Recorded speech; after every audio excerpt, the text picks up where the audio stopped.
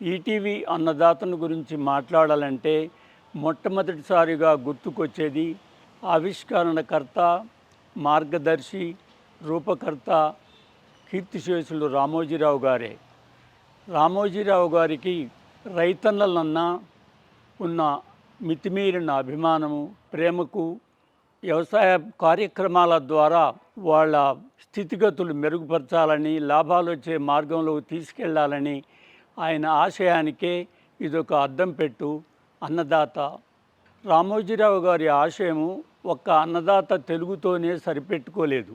ఆ తర్వాత లాంచ్ చేసిన 9 ఛానల్స్ బాంగ్లా, కన్నడ, మరాఠీ, గుజరాతీ, ఒరియా, వేరే 4 హిందూ ఛానల్స్ అన్ని వాటిల్లో కూడా అన్నదాతను ప్రవేశపెట్టి ఒక దేశంలోనే ఒక మార్గదర్శకుడుగా నిలిచారు.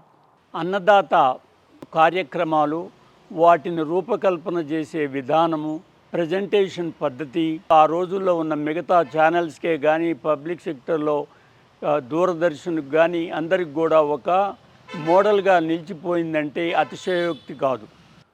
రాజశేఖర రెడ్డి గారు చీఫ్ మినిస్టర్గా ఉన్న పీరియడ్లో జెట్రోఫా ఒక విప్లవంలాగా ప్రజెంట్ చేశారు కేంద్ర ప్రభుత్వము. జెట్రోఫా బయోడీజిల్ ఉద్యమం అని, అంటే అడవి ఆముదం అన్నమాట.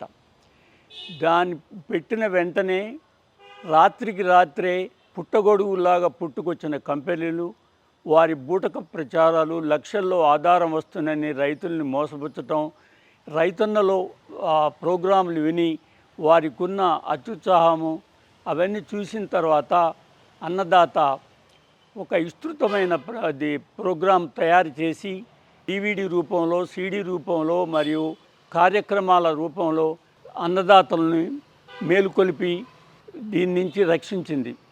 అది కలాం గారు ఒక కాన్ఫరెన్స్లో నేను ప్రజెంట్ చేసిన ఆ వీడియోను చూసి వెంటనే తెలుసుకొని తను అంతకుముందు ఒక మద్దతుదారుగా ఉన్నవాడు విరమించుకోవడం జరిగింది.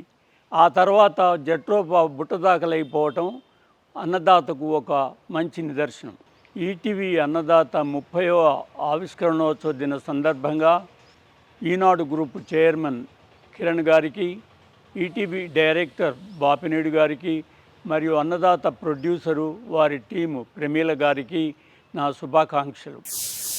ఈ సంవత్సరం అన్నదాత కార్యక్రమాన్ని ప్రారంభించి 30 సంవత్సరాలు అవుతున్న సందర్భంలో ఈ యొక్క ఈటీవీ యాజమాన్యానికి ఈ కార్యక్రమాన్ని ప్రారంభించినందుకు, అదేవిధంగా 30 సంవత్సరాల నుంచి విజయవంతంగా నిర్వర్తించినందుకు హృదయపూర్వక శుభాకాంక్షలు తెలియజేస్తున్నాను.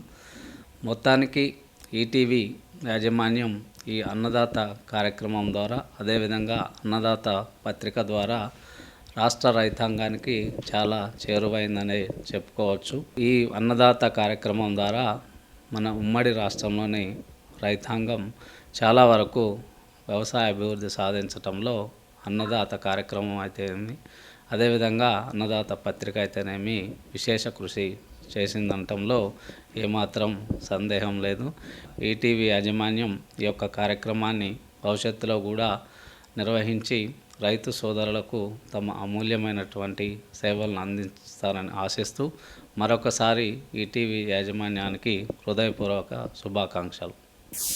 వివిధ రకాలైనటువంటి పంటలు కానివ్వండి, వరి కానివ్వండి, ప్రత్తి కానివ్వండి, మొక్కజొన్న కానివ్వండి, మరి రకరకాలైనటువంటి పప్పు ధాన్యాలు, నూనె గింజలు, ఉద్యానవన పంటలు, ఇవే కాకుండా ఈ రకరకాలైనటువంటి వ్యవసాయం మరియు అనుబంధ రంగాలకు సంబంధించినటువంటి ఆధునిక సాంకేతికతను రైతులకు మరి ఈ కార్యక్రమం ద్వారా ఎప్పటికప్పటికి అందజేస్తుంది.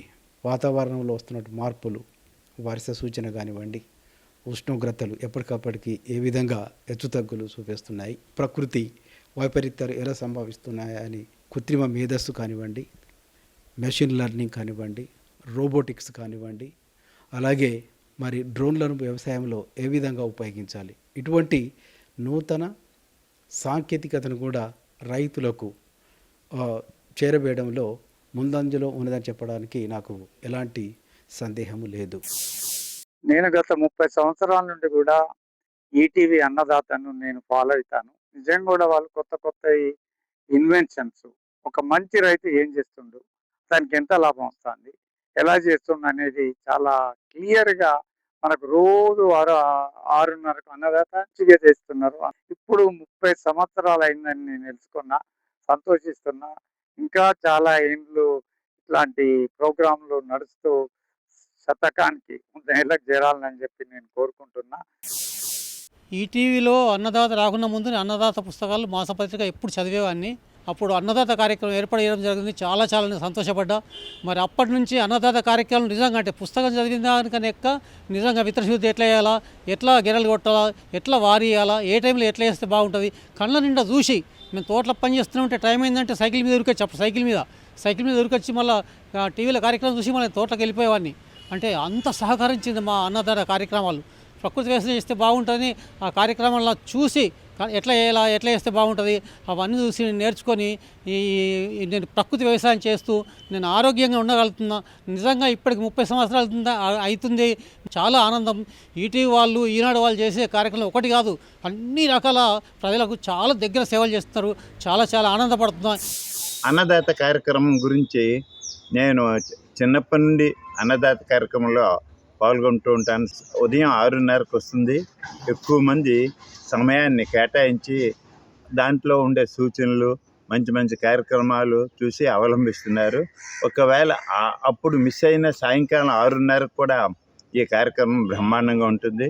ఎక్కువ మంది రైతులు సాయంకాలం తీరుబాటుగా ఉంటారు కాబట్టి వాళ్ళు అందరూ ఫాలో అవుతున్నారు. అన్నదాత కార్యక్రమం నుండి చదువు రాని రైతులు కూడా మంచి సేంద్రీయ వ్యవసాయం చేసే పద్ధతులన్నీ కూడా తెలుసుకుంటున్నారు. కీర్తిశేషులు గౌరవనీయులైనటువంటి రామోజీరావు గారికి ముందుగా మనం ధన్యవాదాలు చెప్పాలి. ఆయన స్టార్ట్ చేసినటువంటి ఈటీవీని క్రమక్రమేగా అన్ని సబ్జెక్టులు కూడా, ముఖ్యంగా భారతదేశం వ్యవసాయ కేంద్రంగా ఉన్నది కాబట్టి ఆ సబ్జెక్టుననే ఆయన పెట్టి అన్నదాత అనే కార్యక్రమాన్ని నడిపిస్తున్నారు. ఎన్నో విధాలుగా లాభపడుతున్నారు మూల గ్రామాల వాళ్ళు, రైతులు అందరూ. చాలా సంతోషం అండి.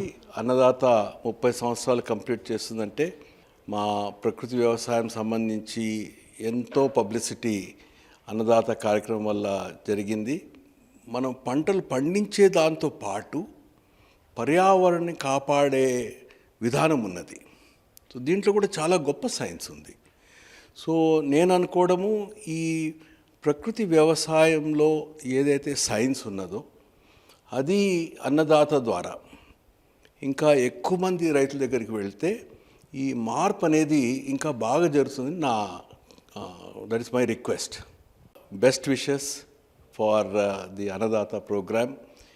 ఇంకా భవిష్యత్తులో ఇతర రాష్ట్రాల కోసం కూడా అక్కడ కూడా మీరు వాళ్ళ అనుభవాల్ని మీరు సేకరించగలిగితే ఇంకా ఇది ప్రకృతి వ్యవసాయాన్ని మన దేశంలోనే స్ప్రెడ్ చేయడానికి ఇంకా గొప్ప అవకాశం ఉంటుందని నేను ఆశిస్తున్నాను.